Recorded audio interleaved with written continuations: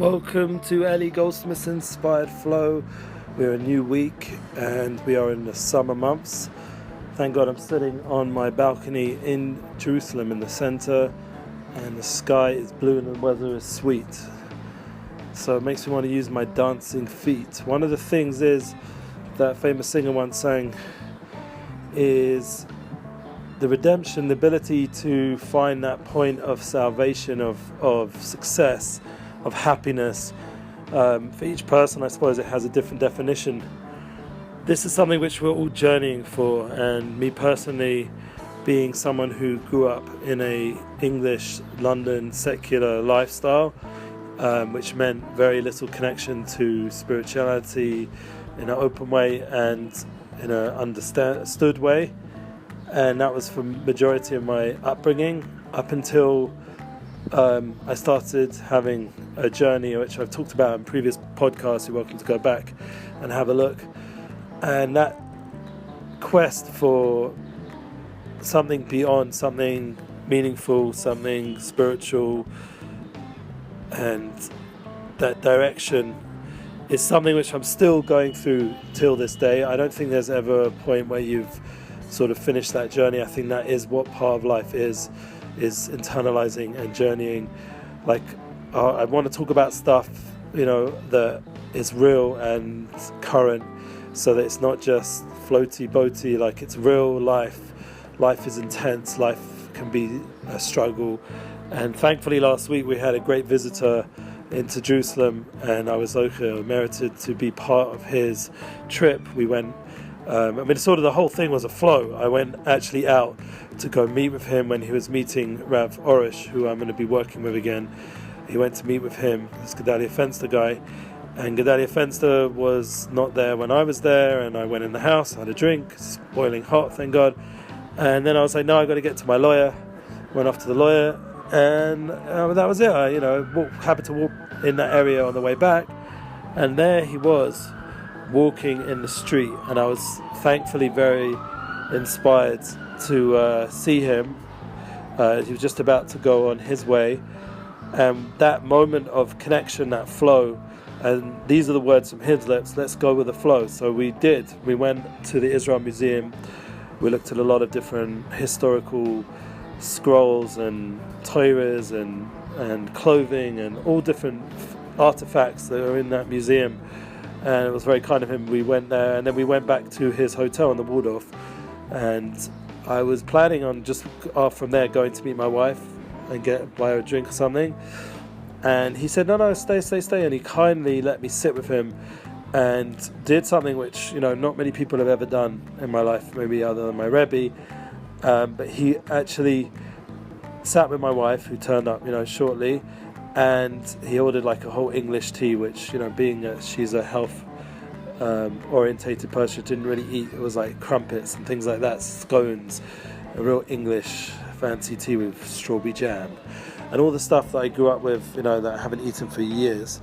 And it was a real pleasure for me personally. But my wife had the bigger pleasure, spiritual pleasure, where she was able to really go through a session with Gedalia completely voluntarily and once again in the flow. And it was over half an hour. We talked, maybe longer, and an hour maybe. And it was very developmental. And the big blessing was, and then we went back, and then after that in Port Mean, we then came back to the event that night, and I was able to, thank God, bring a bunch of close friends of mine to meet Gedalia for the first time.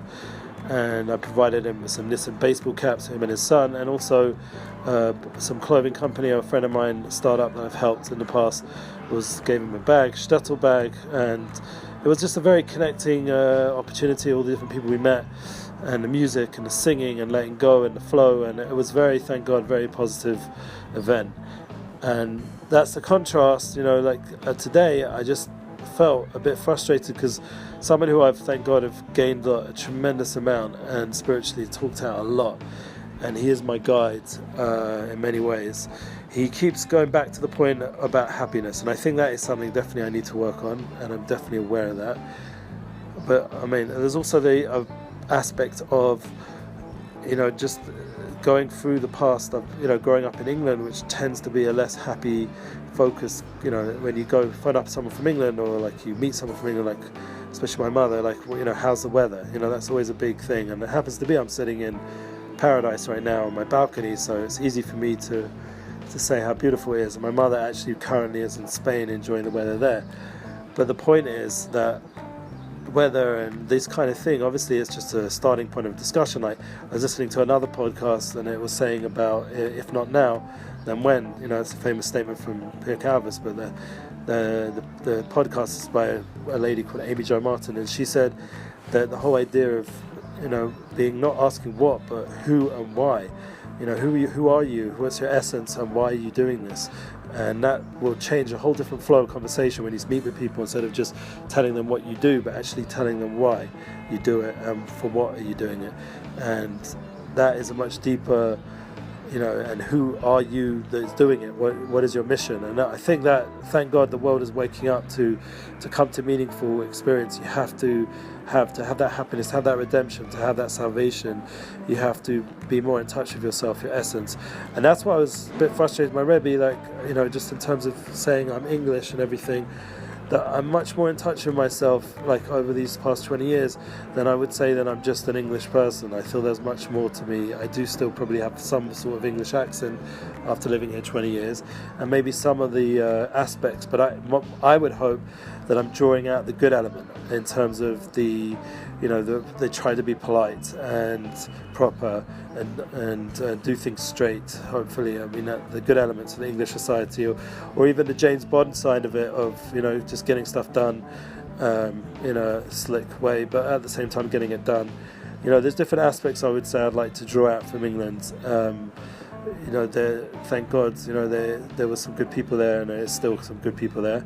But slowly the world is expanding, and in terms of globalization and people stepping out of their cultures and being exposed to all other cultures, and also living in Eretz Yisrael, trying to focus on the positive here. That's what we were speaking about last week, and I had guests, thank God, for Shabbat, a bunch of boys and also girls as well for my daughter, and it was just nice to be able to just remind them that there's the positive, that Eretz Yisrael has a lot of positive, and the Holy Land, and living in Israel, and that is a part of the unity flow. It is a unifying flow in everything, and even if sometimes the people you encounter is a bit difficult, it's just part of the purification process for ourselves, and to bring us to a better place, to not take it personally, as Gedali always says. Don't take it personally, and that will allow us to really seek a deeper experience and a more meaningful experience. How am I getting to that redemptive point? So one, I'd like to obviously say that if a holy man tells you something, you have to be humble and accept it.